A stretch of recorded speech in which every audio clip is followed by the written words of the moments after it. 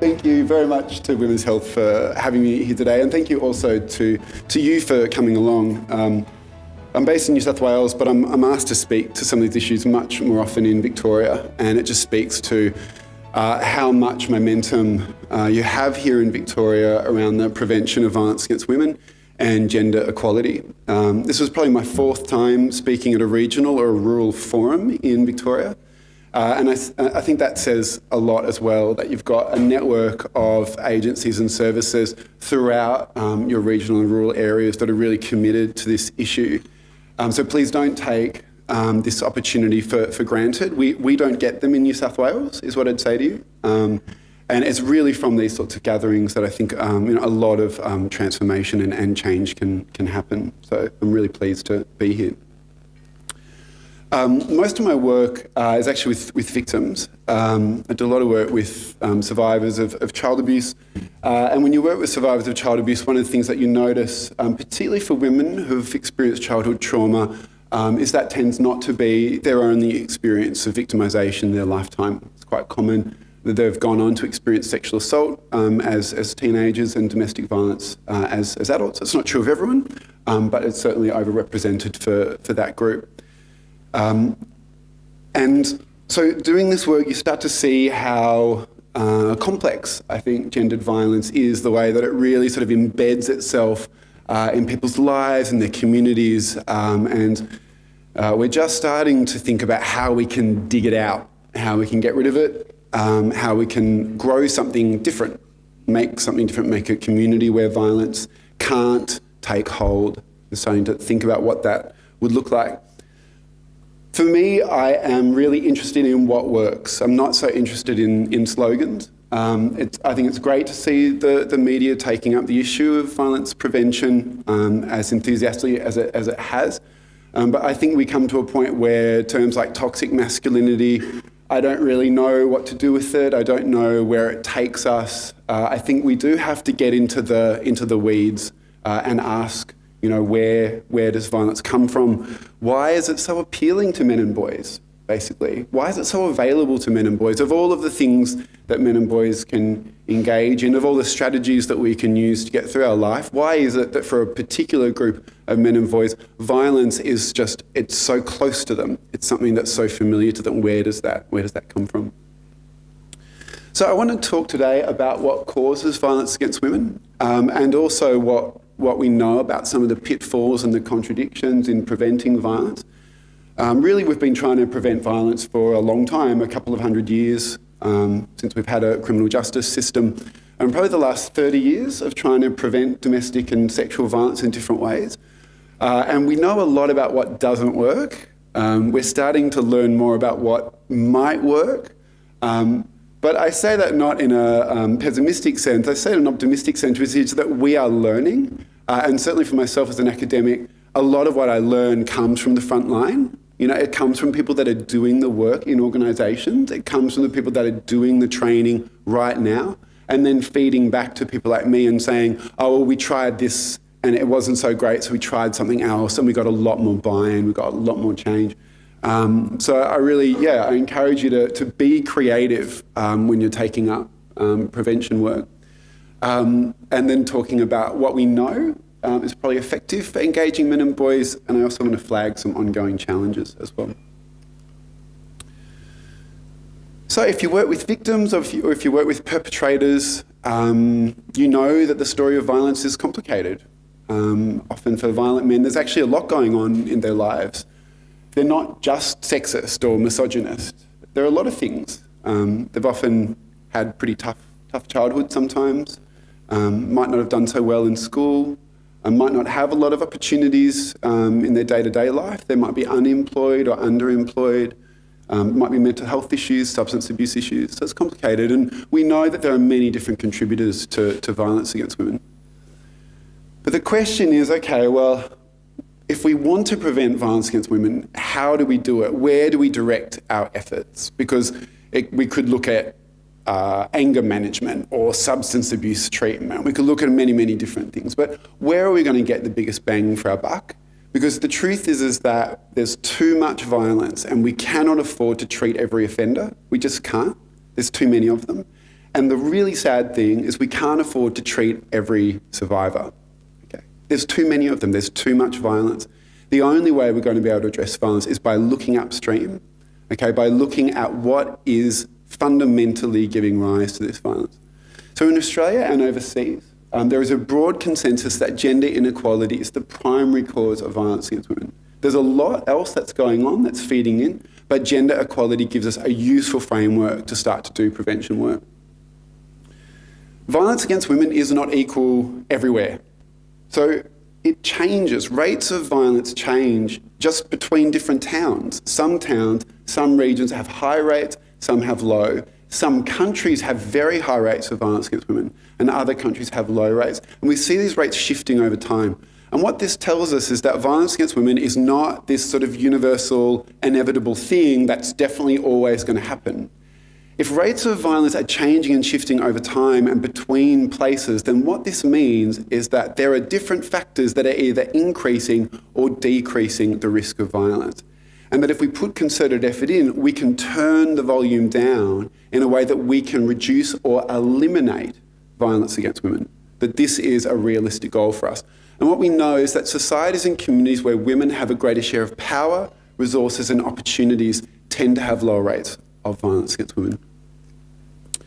So this is just a general slide looking at the range of kind of statistical measures that we have to look at gender equality or inequality in countries. And what we find is that countries that have low gender equality scores across a range of different measures have got much higher rates of violence against women. Countries that have high scores on gender equality tend to have much lower rates of violence against women. This is some work I've been doing with a national team, trying to understand the connections between all of our different responses to violence against women. How are they related to each other? So we've been looking at the evidence around what works to prevent and to treat violence and ultimately to reduce or to eliminate it, particularly violence against women. And we've conceptualized it as a tree. Okay, it's a tree. And the reason why we're thinking about it as a tree is really to emphasize that all of the different things that we're doing to respond to violence are interrelated and affect one another. And we start with the ground of violence prevention, which is basically the context in which we're trying to reduce violence. And what we know is that if there is gender inequality, if there's economic inequality, if it's politically unstable, if there's racial injustice, if there is an acceptance or legitimization of violence, if LGBTIQ people's rights are not respected, if there's not good health and welfare services and systems, it's actually pretty tough to prevent violence. Because the context in which you're trying to do that work is unstable, it's unfair, it's discriminatory. So the work that we do every day in social services, human services, emergency services, education, right across the spectrum, we can understand it has an important role to play in creating a context for a peaceful society and a peaceful community. And I sometimes get a bit frustrated in the discussion around how we engage men in violence, how we engage men and boys in preventing violence. Because one of the key ways that we can do it, yep, standing up, speaking out, telling your mate not to make a sexist joke, that's all great. I would argue a much more profound contribution to preventing violence is to make a constructive contribution to your community and to build and strengthen your community. And there are many, many different ways in which men and boys can make that contribution.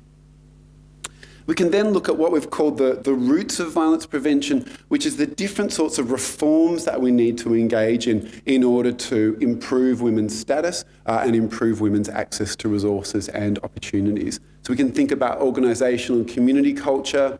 We can think about changing roles and norms. We can think about the ways even in an organisation, the way that labour gets segregated.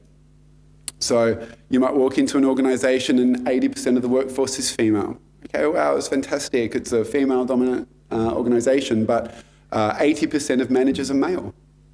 You know, this is not actually a gender-equal organisation. This is an organisation where there's things going on that's stopping women's career progression. So a range of different things that we can do in our organisations every day, quite straightforward, quite practical things that we can do and in our societies and our communities in order to embed gender equality and embed violence prevention. We then talk about the trunk of violence prevention, which is primary prevention programs. So teaching respectful relationships, teaching consent, teaching people how to intervene when they are witnessing a risky incident, when they're seeing evidence that a woman or a girl or a child is at risk. What can they do? We know that working with parents, new parents, is really effective in reducing domestic violence and child abuse. The stress of first pregnancy and the stress of a first child is often a trigger for the onset of domestic violence where there hasn't been violence in that relationship before. So this has been really effective. And also social marketing campaigns, so advertising, postcards, all of that work. And then last but not least, working with girls and women who are at risk of being victimised, particularly for girls and women that have experienced prior victimisation. If we don't support girls and women around their mental health, around their physical health, around the different impacts of violence, they're much more at risk of being victimised again. So this is really important work. And also working with men and boys who are at risk of perpetration. Looking at boys who have been exposed to domestic violence, for instance, to support them to understand what's happened at home, to ensure that as they grow up, they're not experiencing some of the impulses that we see amongst adolescent boys and men who have experienced DV as kids to become perpetrators themselves. What we want to do is to support them to make healthy choices. But ultimately, the criminal justice system has a really key role here. Prison has a really key role here in preventing violence. When we look at domestic violence and when we look at sexual offences, 5 to 10% of offenders are responsible for about 30% of incidents. So there's a small group of really high-risk men that are having a massive impact on the rates of violence in our communities. It's really sad that they've got to that point. It's really sad that there hasn't been intervention for them before they got to such a critical phase in their offending career. But ultimately, when they do get there, there's a really important role for the criminal justice system and for prisons in keeping the community safe. And also working with communities that have different or high needs. So this is just our way of thinking through all of the different activities that people are engaged in, organisations, services, individuals are engaged in, that is sort of building this tree of prevention. How we start to conceptualise the relationship between all of the different kinds of work that we do. And when we're thinking about boys and men's role in the prevention of violence, we can find many, many different entry points for boys and men across this spectrum of activity.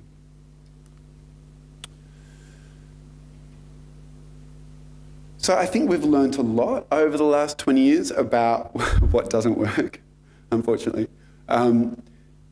When Victoria started doing really groundbreaking work in preventing violence against women from sort of 2003 and 2004 onwards, a really strong focus on changing norms and attitudes. Really strong focus on changing norms and attitudes. And this is a critically important part of the prevention equation, that we have belief systems in society that justify gender inequality and legitimise the use of violence. The problem is that gender inequality is also built into the structure of society. So it's built into the way that society functions, it's built into the way that people are employed, the way that they accumulate assets, and we see how this affects the kinds of opportunities women have to make decisions for themselves, for their families, for their kids. And so if we just focus on changing norms and attitudes, but we don't change sort of the way that society is structured, then what tends to happen is those attitudes and norms go back to the way that they were. The moment that we stop putting pressure on people to think differently, they tend to default back to their old ways. But if we sort of flip it around and then we focus on improving women's social and economic status, but we don't change gender norms, it can trigger backlash.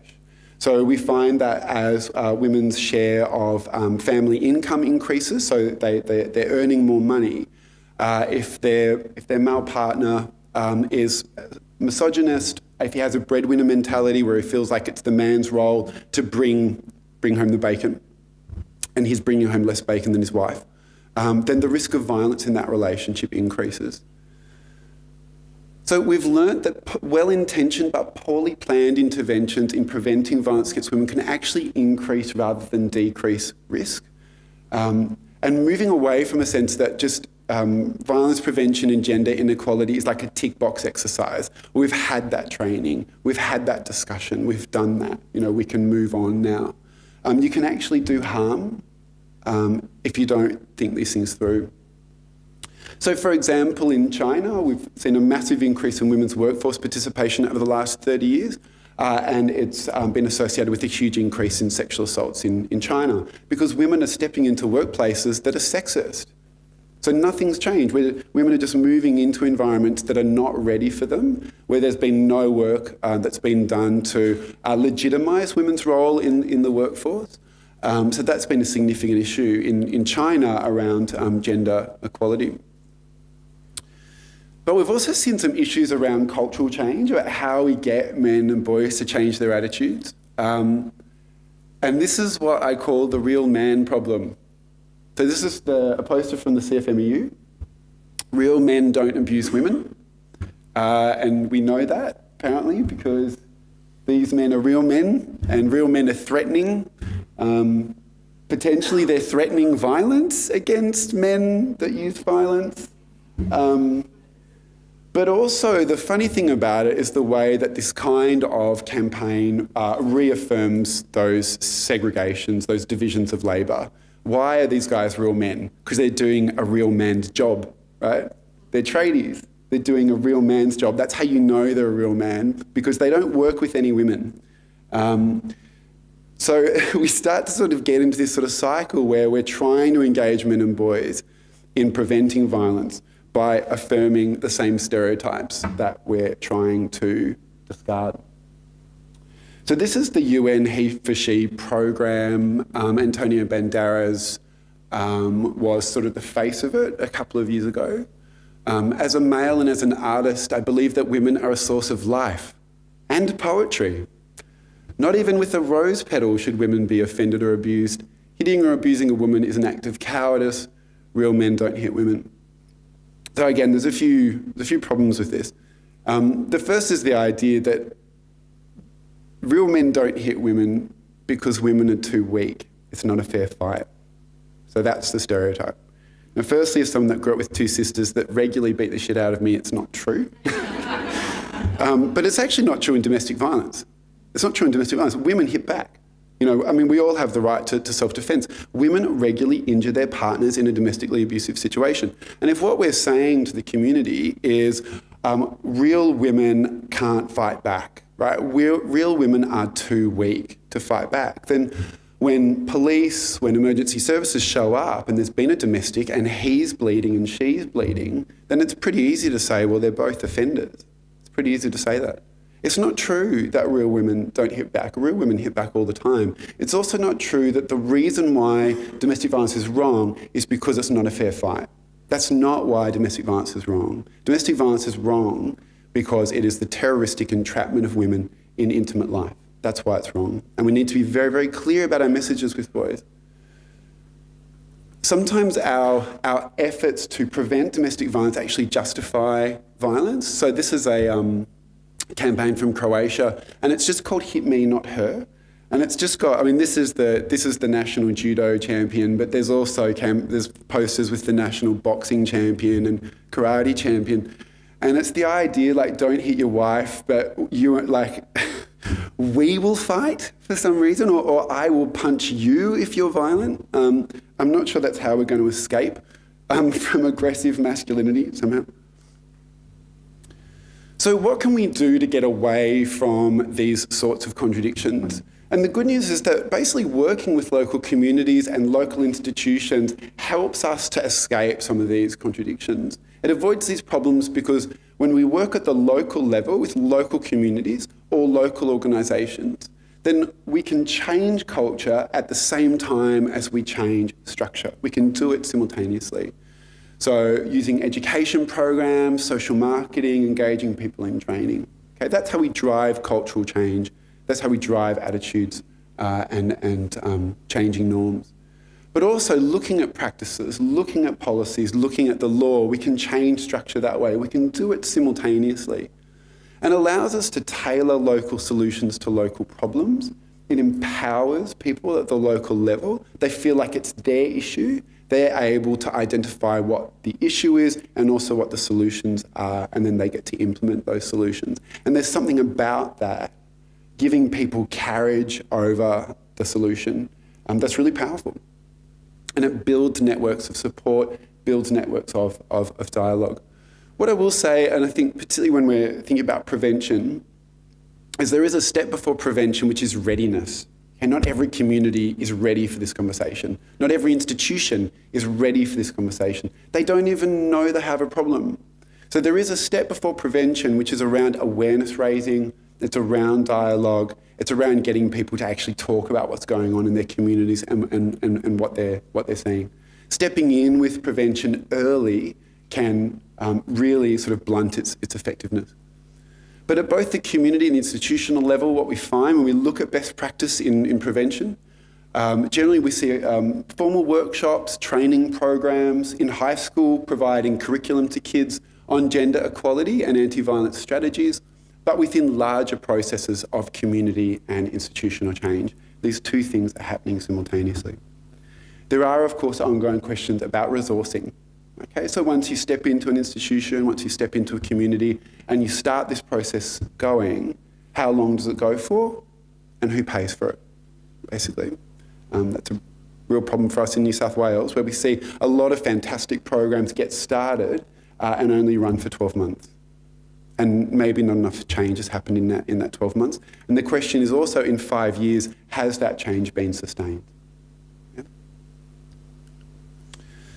So strategies to engage men and boys in primary prevention. So why do it? Many reasons. So men and boys, we're part of our communities and institutions, and if we're not on board, then prevention's not going to work. We're also the primary offenders of all types of violence. It's not just violence against women. 90% of violence is committed by men right across the board. So if we don't change, then basically nothing's going to change. It's not going to work. We also know that the way that masculinity is being constructed is really at the heart of violence and gender inequality. We also know that working with men and boys is effective. We have lots of men and boys who are already very, very strong advocates of non-violence and gender equality, and they want to get on board. I think consistently we underestimate how many men and boys are sick of this, really sick of this.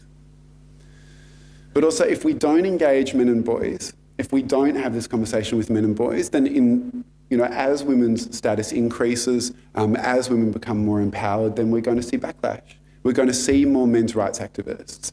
We're going to potentially see more violence, because this is one of the ways that men respond to change that they're not ready for, is they respond with violence. So a couple of years ago, myself and some colleagues went around Australia and we did some surveys and some interview work with people who were delivering prevention programs. These were people that were working in communities, working in universities, in workplaces, in high schools, doing primary prevention work. And we interviewed them basically about what is working in terms of engaging men and boys. So this was a program facilitator at a sports club. And one of the things that she really emphasised was just how complicated masculinity is. I think it's one of the issues when we talk about toxic masculinity, or even when we think about masculinity, it's in a really one-dimensional way. But actually, men are complicated. There's a lot going on. And the gender stereotype is just it's a facade. It's a facade that men put on. And she said, we had an understanding of gender in our program that was not purely about hegemonic or toxic masculinity, but it was about the ways that masculinities might run in parallel within a particular person. So one of the guys was a really tough player, a fearsome player in the day. I remember watching him. He was just hardcore. But an extraordinarily gentle guy off the field and really articulate about the way he played and why he played like he did. People aren't one aspect of their gender.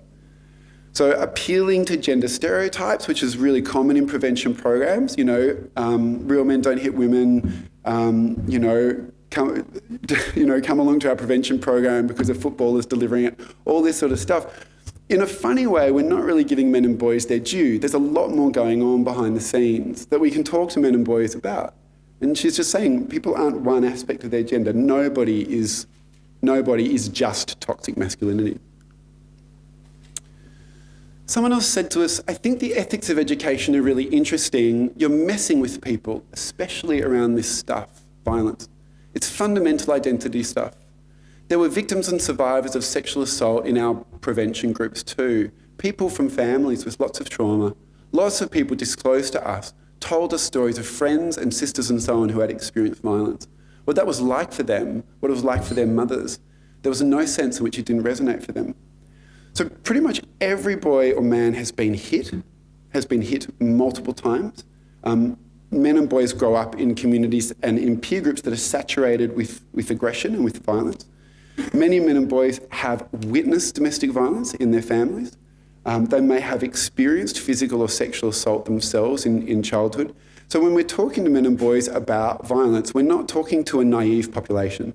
This is a group with a significant proportion of whom have already developed their own defence mechanisms in order to protect themselves from violence or manage life in a community or a family where there's been violence. And I think that's something that we can really tap into. It's an untapped resource, I think, in primary prevention, is helping men and boys make a connection between what they've been through and what we're talking about when we're talking about violence against women. And this facilitator is saying there's no sense in which violence against women didn't resonate with them. There was no sense that they didn't get it. A lot of prevention programs are being delivered in communities of significant disadvantage. So we see work done with refugee men, migrant men, Aboriginal men, low-income men, a lot of work with high school kids as well. And it's just kind of notable that the most powerful strata in society, so upper-class white men, receive almost no primary prevention intervention, but the people with the least power to change society are the ones that are often told we need to kind of bring about this social sort of community-wide transformation. That's a pretty tough gig for a 16-year-old. And so one of the things that the facilitator said to us is, look, we are working in these complex communities. And we need to recognise that when we take a message about gender inequality to a group of boys and men who are often experiencing their own kind of inequality, how do we talk to them about gender and power while recognising that often they feel quite powerless?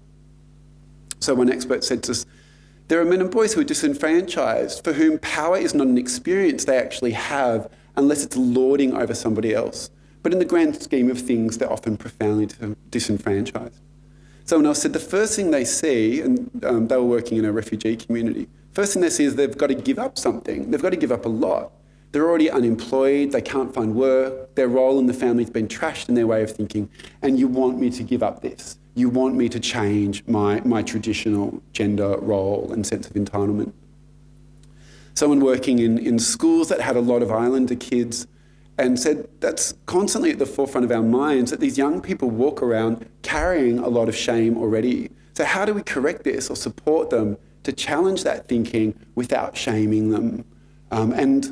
Nobody reacts well to shame, but I think men and boys react really badly to it, really badly to being shamed.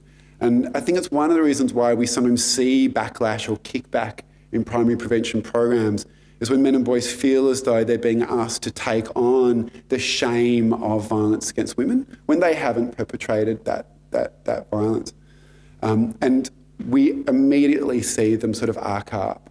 So we don't want to dilute the message around gender inequality, but how do we bring men and boys into it? So this was a community-based educator, an Aboriginal man that was working in Aboriginal communities around preventing violence. And this was his advice on how we do frame prevention for men and boys. And this was the question that he opened his workshop with. He said, what kind of father do you want to be? What kind of father, what kind of husband, what kind of man do you want to be? I've sat in on sessions where those questions have been asked in the introduction to the program. These are things we're going to be exploring. And instantly the men will hear that. It's recognisable. I've seen the hardest, most brutal looking men reduced to tears in that moment because everybody, I think, wants to be good. And this last sentence is something that really changed the way I thought about primary prevention. Everybody wants to be good. No man was born wanting to beat or rape the people that he cares about. Something has gone wrong along the way for him. Everybody wants to be good. And so framing prevention for men and boys in the context of what they want out of their lives, which is ultimately they want meaningful, lasting relationships. They want to be a good dad, but even in an institutional context, they want to be a good manager, right? They want to be a good colleague. There are ways to make violence prevention and gender equality resonant for men and boys. And also the power of peer-to-peer approaches. Sadly, there is a cohort of men and boys that only listen to men and boys. It's depressing, but it's true. So it's useful to have a male and a female facilitator for prevention programs. But also supporting those men and boys who want to take leadership and to drive the message themselves. So a school-based facilitator working in high school said when you have the peer-led approach, where a male participant says something that's not consistent with the program, usually their peers respond the right way. So what do you think about what Johnny said, like saying that so-and-so is a slut for doing that? And usually their peers, they come up with alternative responses, like, yeah, no, that's not cool. So instead of being authoritative and telling them what's the right or wrong answer, the peer-led approach is just engaging discussion, getting them to come up with the answers and drawing out responses from them, which is 9 times out of 10, it works basically like that. So using men and boys to deliver your message themselves is really, really useful, really powerful, and a good indicator that significant change has happened. The idea of leadership in the gender equality space, I think, is quite fraught. Often when we think about leadership or mentoring, we typically think about older and more experienced men acting as sort of figureheads. But we know that older men are more sexist than younger men. And one of the things that we're trying to interrupt is the intergenerational reproduction of sexism and misogyny. I'm always sort of surprised, especially in New South Wales, when we ask the minister what we're going to do about respectful relationships and gender equality in schools. And her typical response is, well, that's parents' job, right? Parents will have that conversation with their kids. It's like, where do you think the kid got his shitty idea about gender relations from? Like, where do you think it comes from, basically? It abandons those kids that aren't born in perfect families to their imperfect parents, basically. There is a process of intergenerational transmission, and we don't pay enough attention to just how hypervigilant older men are about the conduct of boys. We were talking about this last night, just how paranoid dads often are that their 3 or 4-year-old boy is like suitably masculine because they're really worried that if he plays with Barbies in 15 years' time, he'll still be wearing a dress. Like they just, there's a lot of paranoia about this stuff for older men and dads. And they do a lot of work reinforcing gender stereotypes from the youngest age. And one of the things I think we can do to help older men is show them actually that younger men are not like they were at their age. Younger men are the ones that are much more flexible and fluid around what gender and gender roles mean and how they treat female friends and female colleagues and so on. I'm not saying perfect, but better. And so this was a program facilitator actually working in a sporting context, to be honest, at an elite code. And she said the young men might be engaging with their female partners in a much more egalitarian way than the coaches or the CEOs are. They might have many more female friends than the older men have. The older men might be socialising in all-male groups, whereas the young guys have always had a mixed friendship group. But the older men can't necessarily see that the younger men have a kind of different approach to gender than they do. And we know from research that men consistently overestimate how macho and sexist other men are. So most men assume that most other men are more sexist and more stereotyped than actually they already are. There's just a lot of, there's a lot more diversity amongst men than men actually realise. And then because they're defensive about it, spend all this time putting this facade up. And literally everyone is walking around with this facade. So how do we bring that out? How do we let men and boys know, look, everyone is basically has the same problems, the same questions, the same anxieties that you have. Accountability is a really key one. Look, when we do surveys of men in the community, about 6% of men have committed sexual assault, have raped someone, according to the legal definition. The proportion of men that have struck a female partner is fairly high. So we have a lot of men, we have a lot of offenders in the community. And they also pop up in men's groups. They run men's programs because we don't know who they are. Okay, and it's a problem. It's a real issue. When we were talking to service managers, she was talking about a regional community, and she said the bloke that's running the men's programs are domestic violence and sexual assault offenders. If behaviours like violence against women and kids come up, it's absolutely excused. So a really important aspect of prevention work is the accountability of programs to their communities, but I think to the violence against women sector more broadly. And the best programs that we saw delivered were from agencies that had victim services. So agencies that were working with victims, that had really detailed understanding of domestic violence and sexual assault, that were then doing prevention work, because those agencies knew the tricks. And those agencies knew the ways that offenders can trivialise and manipulate and find themselves in positions of authority. So this point around accountability is something we need to take really seriously. So last but not least, how are we going for time? We're doing okay, good. So last but not least, some ongoing challenges. And I suppose I'm just leaving these up here because they're some questions that I have in my work. They're not questions that I have an answer to, but I don't think that we have all the answers in the prevention space. I think we're still working them out. So how do we create opportunities for men and boys to open up, okay, to feel relaxed, to talk about mental health, to talk about physical health, to talk about sex and sexuality in intimate relationships? Creating opportunities that are authentic for men and boys so that they feel comfortable doing this, but without resorting to this is what real men do, you're tough if you do this, that kind of stuff, which I think actually tends to shut men down. What we know is that girls and women talk to their friends about a much wider range of issues than men and boys do. Men and boys want to talk about stuff, but they don't know how to, and they don't find opportunities to do it. So how can we help create authentic opportunities that men and boys will take up? Men and boys, I think, don't have a vocabulary, often don't have the words to talk about sex and sexuality and intimate life in ways that are not misogynist or not pornographic. And it's a challenge for us then around talking about consent and respect and sex and so on. If men and boys literally don't have the words to and never feel really comfortable talking about their sex life, except in the briefest possible terms. Again, that is a difference between men and women. But we do need to facilitate some self-reflection and some discussion around intimate and sexual life for men and boys in a way that's not shaming, it's not embarrassing, they don't feel judged. There's a whole issue right now about porn and internet porn. And no one wants to talk about it. There's either people saying if you watch porn, you'll become misogynist and a rapist.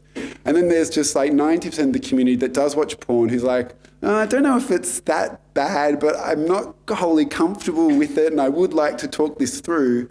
But we don't know how to, and particularly don't know how to talk about it with young people. Nothing more embarrassing than a high school teacher trying to talk to their students about pornography. What kinds of male leadership do we want in violence prevention? I think we need a lot more of it. I'd love to see, it's great that footballers are doing it, but I'd also love to see some men who are embodying other qualities and are recognised for other non-violent, non-aggressive qualities when it comes to violence prevention. And when we look at the men who become perpetrators of sexual or physical violence, it's really common that their history is not great. As young people, they've experienced a lot of shame, humiliation, sometimes trauma. often at the hands of other men and boys. And then they grow up into reactive and angry young men. How do we interrupt that link? How do we interrupt the link between the way that boys and men are treating each other and then the way that men are treating women? And I think as we start to do more and more work and start to hear more and more from Aboriginal communities, for example, around violence, from refugee migrant communities where a lot has gone on around domestic violence, these are the questions that they're asking us. How do we help men deal with the complex stuff that's happened in their life that is often a key contributor to violence without excusing their violence against women? How do we hold those two things at once? And I think that's still a challenge for us. So thank you very much.